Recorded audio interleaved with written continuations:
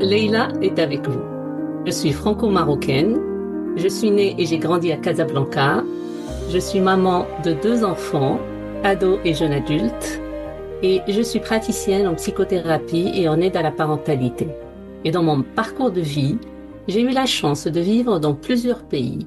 Donc en Allemagne, en France, un peu en Angleterre, aux États-Unis. Et donc je fais partie et j'ai beaucoup rencontré ce qu'on appelle la diaspora maghrébine dans le monde. D'ailleurs, avec Linda, nous nous sommes rencontrés, nous avons fait connaissance grâce à un collectif de leadership féminin et de développement personnel pour les maghrébines du monde. Nous avons découvert que nous avons toutes les deux le même souci pour le bien-être de la femme, le bien-être de la femme maghrébine, son bien-être professionnel, psychique et personnel. Et donc, quand elle parle de Linda, elle parle de moi. Alors moi, pour ma part, justement, je m'appelle Linda et j'ai grandi en Algérie. Je suis née, j'ai grandi en Algérie. À la fin de mes études en Algérie, je suis venue en France pour mes études et finalement, je suis restée pour des raisons personnelles. On en parlera au fil des épisodes. Et aujourd'hui, j'ai 2 enfants qui sont pas tout petits, mais qui sont encore des enfants. On est vers l'âge de 5-7 ans. Et donc, ce que je voulais vous dire aussi, c'est que je suis aussi passée par des périodes de vie différentes dans ma vie de jeune femme d'abord, et puis de maman. Et puis, ça a aussi changé du côté professionnel, puisque j'avais fait des études d'ingénieur en informatique, et puis je suis même passée par 2 reconversions pro. Et aujourd'hui, j'accompagne les femmes à avancer dans leur vie, justement, à travers différents programmes en ligne dans lesquels je les aide en partie à trouver leur voie professionnelle et avec un autre programme à atteindre leurs objectifs. Tout ça juste pour schématiser un petit peu ce que je fais maintenant. Leïla, qu'est-ce que tu voudrais rajouter, qu'est-ce que tu voudrais dire par rapport à ce podcast ou par rapport à ce qu'on veut faire, à qui on veut parler Eh bien, ce podcast est né d'un ressenti qu'on a partagé toutes les deux. On a ressenti le besoin de trouver un espace comme ça, de lien, de transmission, d'échange. Surtout que, comme j'ai dit, on s'est rencontrés dans un collectif de maghrébines du monde. Et nous avons fait des sorties, nous nous sommes rencontrés, nous avons fait un séminaire ensemble. Et à partir de là, on s'est rendu compte qu'il manquait cet espace-là, un espace qui crée le lien, l'espace de partage.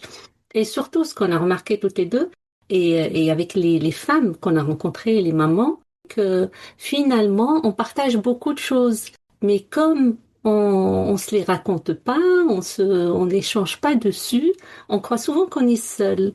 Et ça, c'est ce qu'on a vraiment remarqué dans les histoires qu'on a entendues et les femmes qu'on a rencontrées. C'était souvent une sorte de réconfort, en fin de compte, quand on réalise que ce qu'on vit au quotidien, mais finalement, nous ne sommes pas seuls. Et l'idée du podcast est née de ce constat, de faire quelque chose comme ça, où on peut entendre et raconter. C'est Voilà. ça, mais en fait, c'est ça. C'est qu'en fait, il y a des podcasts pour les femmes, pour les défis des femmes, il y a des podcasts même pour la parentalité. Mais on voit pas encore un podcast qui parle vraiment de cette dualité, du fait de venir d'ailleurs avec des valeurs d'ailleurs, une vision des choses d'ailleurs, et de venir ici, de se construire déjà en tant que personne ici, puis d'avoir des enfants ici, avec des défis communs à tous les parents, mais aussi des défis du fait que ces enfants, ils ont aussi des origines d'ailleurs. Même si, là typiquement, si Oui, on est en France, ils sont français, mais ils ont quand même d'autres origines. Et c'est là où on essaye de faire au mieux et on veut parler de tout ça. On veut parler de tout ça, pas juste pour dire notre vision des choses, mais vraiment pour partager, pour raconter ce qu'on vit, pour voilà. Finalement, je pense que ça va faire écho avec vous parce qu'il y a des choses qui sont communes, il y a des choses où on se dit, ah waouh, j'imaginais pas ça comme ça, ou je vis ça, mais c'est tellement dur. Et comme Leïla le dit, c'est qu'on se sent seul, mais en réalité, on n'est pas les seuls à vivre ça. oui, Linda, tout à fait. Et justement, nous avons eu beaucoup d'anecdotes, enfin, on a raconté beaucoup de choses toutes les deux. Donc, on va vous partager aussi des histoires de nos vies, de nos ressentis, de nous, comment nous avons vécu certaines découvertes, hein. Bon, récemment, avec Linda, on a fait cette découverte de qu'est-ce que ça fait d'être famille de Français. Parce en tant que parents, nous, on vient d'ailleurs. Moi, j'ai grandi au Maroc. Linda a grandi en Algérie. Et donc, nous avons un background, nous avons une histoire. mais nos enfants, on les a eus en France. Et donc, nous sommes famille de Français. Et puis, il y a ce visa qui existe d'ailleurs. Nous, quand on veut inviter nos parents à nous rendre visite, il y a ce visa de famille de Français. Donc, c'est nous. Et c'est vrai que ça fait quelque chose quand même de se découvrir parents de Français. Et c'est cette expérience-là qu'on a envie d'échanger avec vous et de voir ce que vous en pensez et est-ce que vous-même, vous êtes passé par cette réalisation, cette découverte de ah oui, c'est vrai, je suis franco-marocain, je suis franco-algérien et qu'est-ce que ça fait? Qu'est-ce que ça me fait? Et puis à tout remonte, hein. Ai-je réellement le droit? La loyauté qui vient tétiller? Est-ce que je dois me partager? Comment assumer nos deux parts? Parce qu'en fin de compte, ce sont nos deux parts. Nous sommes famille de Français, nous sommes parents de Français. Et ça, il faut pas l'oublier. Et peut-être que c'est autour de ça qu'on va échanger parce que quelquefois, c'est pas facile d'être parent d'ici et d'ailleurs. C'est ça. Et quand on dit ici d'ailleurs, c'est vraiment quand on vient du Maghreb, mais quand on vient d'ailleurs aussi, parce que quand on est justement parent d'enfants français, bah, ces difficultés, enfin, même si c'est pas toujours des difficultés, mais des fois, c'est juste des prises de conscience, en fait, où on se dit, ah, mon fils est français, donc il va réfléchir d'une autre manière, il va faire des choses que moi, j'ai pas faites quand j'étais petite parce que je n'étais pas française. On en parlera au fil des épisodes, comme je vous ai dit. Et puis, même quand on leur parle de notre histoire, de notre passé, de quand on était enfant, du fait que, tiens, maman, elle est algérienne, donc on leur explique un petit peu c'est quoi la différence, même s'ils voient pas la différence, parce que pour eux, la normalité, c'est ça, c'est que maman est algérienne. Et puis après, non, maman, maintenant, elle est franco-algérienne. Et puis même pour moi, franco-algérienne, je veux dire, j'ai toujours été algérienne. Et même du coup, pour nous, en tant que personne, il y a cette construction, même si on est complètement intégré, tout à fait à l'aise, hein, en France, on vit bien, quoi, en termes de vie, d'habitude, etc., c'est OK. Mais de se dire, je suis franco-algérienne, il y a aussi quelque chose qui dit, tu l'assumes? C'est cette histoire de loyauté, comme tu disais. Donc on va parler aussi de tout ça. Oui, oui, tout à fait. Oui, Linda. En fait, c'est une découverte parce que là, on parle de parentalité et tous les parents du monde apprennent de leurs enfants. Et souvent, quand moi, c'est mon travail, donc j'accompagne les parents et c'est toujours ça. Quand un enfant vient au monde, qu'est-ce qu'il dit aux parents? Il lui dit, me voilà, qui es-tu? Vas-y, présente-toi, dis-moi qui es-tu? Le parent se fait connaître auprès de son enfant et vice-versa. Même le parent apprend de l'enfant. On suit un petit peu nos enfants dans leur cheminement. Il y aura des problématiques qui sont liées à la double nationalité, à la double culture, mais il y a aussi des problématiques ou des sujets qui sont liés à la parentalité dans le monde entier. D'ailleurs, ce podcast s'appelle Mères croisées parce que c'est le croisement de beaucoup de choses, hein. C'est le croisement de culture, le croisement de valeurs. Et ce qui est super intéressant dans notre parcours et dans ces parcours-là, ces parcours croisés, c'est vraiment cette idée qu'on réalise en fin de compte qu'il y a des valeurs universelles, des valeurs du vivre ensemble. Et ce sont ces valeurs-là, en fin de compte, on s'accroche à ces valeurs-là. On réalise réellement, quelle que soit la culture, il y a des valeurs communes. Et ça, on va l'explorer dans ce podcast. Et oui, on sera aussi à l'écoute de vos expériences, parce que c'est ça ce qui nous intéresse. Raconter nos histoires, les histoires des unes et des autres, de ces mers croisées, ces ponts. On a beaucoup dit ça, Oui. ce sont des ponts entre deux rives. C'est ça ce qu'on assume en fin de compte. C'est pas assumer d'être l'un ou l'autre, c'est assumer d'être le pont entre deux rives, entre deux cultures. Et je trouve que c'est ça la richesse, et c'est ça ce qui fait la magie des mers croisées. Oui.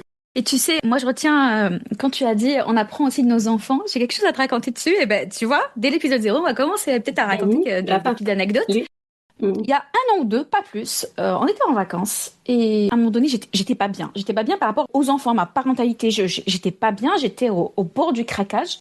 Et là, on va vers la piscine. En rentrant à la piscine, il y a une dame, peut-être la cinquantaine. Elle me dit, ah, ils sont mignons. Je dis, ouais, ils sont mignons, mais c'est dur, c'est très dur. Et j'ai les larmes aux yeux, hein. Vraiment, j'ai les larmes aux yeux. Je suis prête à 2 doigts de pleurer, quoi. Et là, elle me dit, vous savez, c'est eux qui vous montreront le chemin. C'est eux. C'est C'est eux qui vont beau, vous montrer le chemin.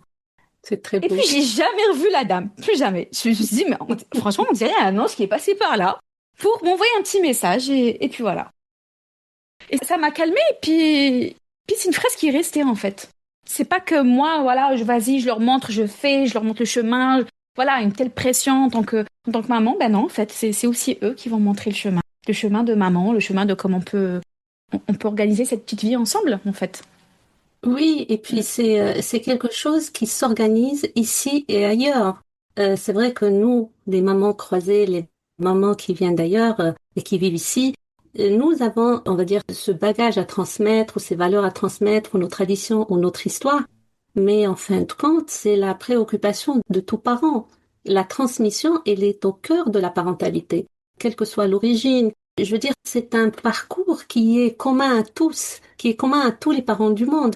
D'un côté, parce que les familles, même si elles sont dans le même pays, elles n'ont pas les mêmes valeurs, elles sont différentes. Ça, c'est, voilà, c'est la Mhm. différence. Et c'est la richesse d'ailleurs, c'est qu'on soit tous différents et qu'on arrive à un moment ou à un autre à trouver ce qui nous unit et ce qui nous permet de construire quelque chose ensemble. Donc, cette histoire de transmission, elle est commune à toutes les cultures, elle est commune à tous les parents du monde. Et puis, on a, ce qui nous intéresse aussi, c'est le lien, créer le lien. Et créer le lien, c'est quelque chose qui est quand même important.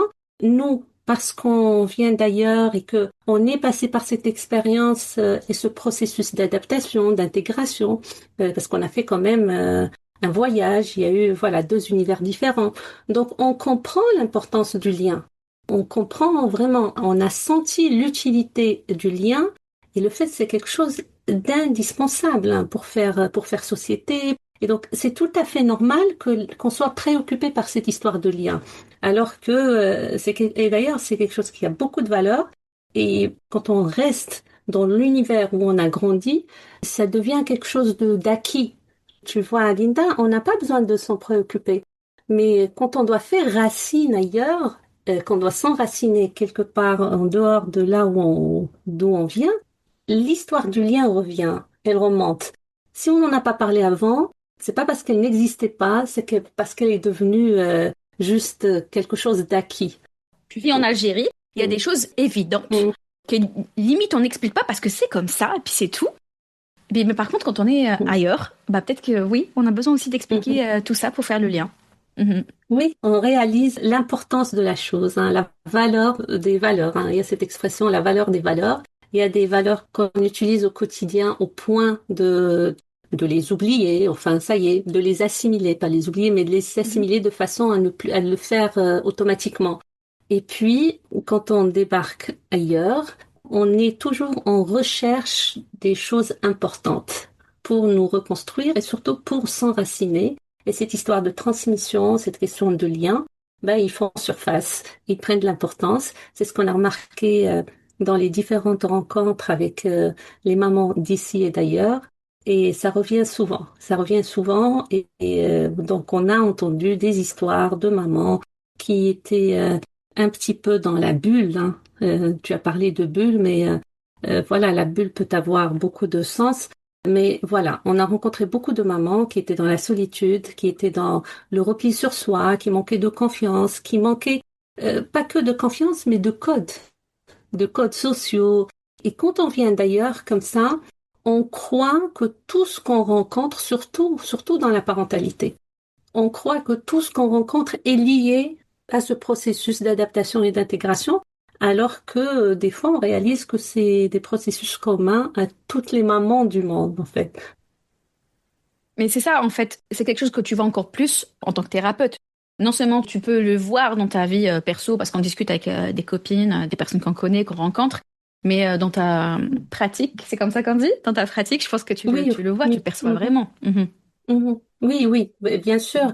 Et crois-moi, Linda, c'est les questionnements sur l'identité, sur l'éducation, sur la solitude, sur les liens, sur les problématiques familiales. Tout ça, c'est commun. C'est commun à toutes les mamans du monde. Se questionner sur qui je suis, d'où je viens, c'est commun à tous. C'est commun Mhm. à tous les individus. Et surtout, donc là, on parle de parentalité. Ce qu'il faut aussi rappeler, c'est que déjà, quand on parle de parentalité, on parle d'une tranche d'âge qui est à peu près entre, on va dire, les 25 à 65 ans, quelque chose comme ça. Donc voilà, ça veut dire qu'on a déjà parcouru, on a déjà un parcours qui nous Mhm. précède avant de devenir parents, des choses qui nous ont plus ou moins touchés, marqués, Bien et sûr. donc tout cela ressort à la parentalité. Tout ça, c'est vraiment, c'est pas juste le fait d'avoir un enfant et de l'accompagner et de s'adapter, mais aussi de gérer tout ce qui remonte à l'intérieur de soi avec cette parentalité. Le fait de donner naissance, c'est la vie en fait. Tu donnes naissance à un enfant et ça te questionne, ça te chamboule, ça te questionne sur tes propres origines. Je veux dire, mis à part le fait que tu viens d'un autre pays, mais même Je si vois. tu as ton enfant dans ton pays d'origine, ben, une naissance, c'est un questionnement sur les origines, Donc, dans ce tous que les tu cas. veux dire, c'est que quand tu parles de transmission, je parle bien de Mhm. transmission, pas que quand on est dans un autre pays, tu parles vraiment de la question, qu'est-ce que je transmets ou pas? Qu'est-ce que je veux reproduire ou pas? C'est ça que tu veux dire ou c'est autre chose? Je Mhm. vis pas loin de mes parents, j'ai un enfant, et donc maintenant, dans l'éducation que je donne à mon enfant, est-ce que je décide de transmettre telle ou telle chose? Est-ce que je transmets ce que mes parents m'ont appris, 100%, 30%? Est-ce que tu parles de ça ou pas? Quand tu dis que il y a cette histoire de transmission, qu'on soit loin ou pas de notre pays d'origine. Ben, la première transmission, je pense, dans le monde entier, dans le processus de parentalité, la première transmission, c'est la transmission de l'histoire familiale, Mhm. la transmission de d'où on vient, quelle est son histoire, parce qu'il y a toujours ce besoin d'appartenance. On appartient à quelque chose, à une histoire. Donc, positionner déjà cet enfant dans Mhm. une continuité. Un enfant qui naît, il s'installe dans une continuité. Donc, la première transmission, c'est la transmission de l'histoire. Après, de l'histoire familiale et de l'histoire, on va dire, globale. Et puis, la deuxième transmission, tu me demandes est-ce qu'on transmet la même chose enfin, les mêmes Ce valeurs qu'on nous a éducatives inculqué. Mhm. voilà, que ceux que nos parents nous ont inculqués. Ce qu'il faut prendre en compte là, c'est que les temps changent et que forcément, ce qui fonctionnait avant ne fonctionnera pas aujourd'hui, hein. C'est la grande phrase de Madame Maria Montessori qui disait ne préparez pas, n'éduquez pas vos enfants pour le monde d'aujourd'hui, parce que ce monde-là n'existera pas quand ils seront grands. Donc, il Mhm. faut toujours les préparer à l'avenir. Donc, cette histoire de ce qu'on transmet, on est un petit peu guidé par nos enfants, hein, ce qu'on a dit tout à l'heure. Les enfants nous apprennent aussi, on apprend aussi des enfants et de l'environnement. Et les temps changent, où qu'on soit. Lorsqu'on quitte le pays d'origine et qu'on s'installe ailleurs, on a l'impression que l'écart est énorme. Mais les temps changent partout. Et les valeurs avec lesquelles nous sommes arrivés, par exemple, nous en France, quand on revient au Maroc ou en Algérie, il y a des choses qui se font plus. Donc l'évolution, on est quand même, on est obligé de suivre l'évolution. Après, il y a des valeurs importantes. Il y a des valeurs familiales, il y a des valeurs importantes pour chaque famille.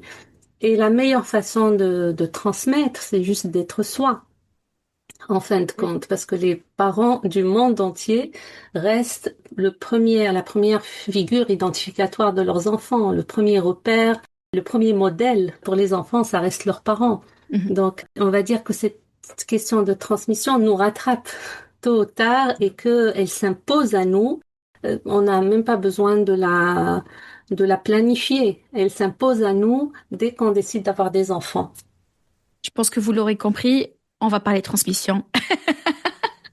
Hein? Dans différents épisodes même, je pense. Tiens, je voulais qu'on t'en parle un peu précisément de comment ça va se passer pour le podcast dans les prochains épisodes, combien d'épisodes on va faire, la fréquence, etc. Oui, on avait dit que ça sera un épisode par semaine, donc ça sera un podcast hebdomadaire et ça sera sur ce modèle-là. On va discuter et ça sera interactif et puis vous enrichirez ce podcast avec vos histoires, avec vos remarques, avec les sujets qui vous intéressent, les sujets qui vous parlent, ce qui fait résonance avec votre vécu, avec votre histoire personnelle. Et puis vous allez voir, vous allez vous rendre compte que c'est commun, que ce sont des problématiques communes, que ce sont des réflexions communes. Donc, ce qu'on recherche, c'est vraiment cet effet de résonance. On va parler de choses que nous vivons, hein, toutes les deux dans notre parcours quotidien, dans notre vie.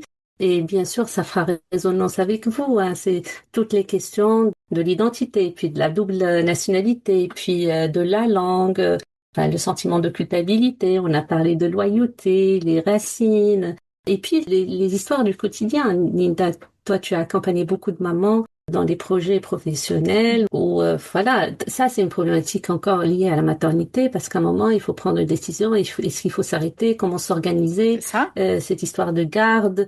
Et puis finalement, j'ai pris la décision de suivre ce parcours professionnel parce que quand j'étais dans mon pays d'origine, j'avais pas autant de choix. Peut-être que là, j'ai beaucoup plus de choix. Peut-être que je vais faire une reconversion, reprendre les études, arrêter le travail, reprendre le travail. Donc c'est le quotidien des mamans d'ici et d'ailleurs. C'est ça, mais en fait, voilà, on veut faire des épisodes où on papote, donc il y aura des sujets, hein, on a déjà préparé plusieurs sujets, mais ce qu'on voudrait aussi, c'est que vous participiez à votre manière, donc vous pourrez faire des commentaires sous ce podcast, en fait, sur chaque épisode, en fait, en commentant, vous direz votre avis, mais vous direz aussi si vous avez envie d'écouter qu'on parle de certains sujets. Et puis, il y aura un compte Instagram dans lequel vous pourrez nous écrire, justement, et comme ça, vraiment, on veut alimenter ce podcast par rapport aussi à votre besoin, vos ressentis, ce dont vous, voilà, on veut vraiment qu'il y ait un partage dans ce podcast. Oui, oui, partagez-nous vos expériences. Ça, c'est vraiment très important. Partagez-nous vos expériences, votre vécu, et puis posez-nous toutes les questions qui vous passent par la tête. On vous promet pas les réponses, mais en tout cas, on les posera les questions, on fera des débats, des réflexions dessus, et ça ouvrira des horizons de réflexion, et pour nous, et pour vous. Voilà. Je pense qu'on va s'arrêter là pour l'épisode 0, hein. Donc, vous aurez bientôt un premier épisode. Comme on l'a dit, ce sera hebdomadaire. On va publier le podcast tous les dimanches. Vous aurez plus d'informations de toute façon dans la description du podcast. Vous pouvez vous abonner si vous voulez sur Instagram dès maintenant, hein. Le compte s'appellera Mère Croisée, comme le podcast tout simplement. Donc, merci de nous avoir écoutés. On espère que ce moment partagé vous a touché. Hein, si peut-être que ça a fait écho chez vous par rapport à votre vécu, alors n'hésitez pas à en parler autour de vous. Si vous connaissez une maman, une sœur, une amie qui pourrait se reconnaître, ben, écoutez, partagez. Et puis, on se dit à bientôt. Je laisse la parole à Leïla avant de se dire au revoir. Oui, donc on se retrouve la semaine prochaine, même heure, même espace sonore, pour un nouveau bout de chemin ensemble. Et puis, à très vite, les mers croisées.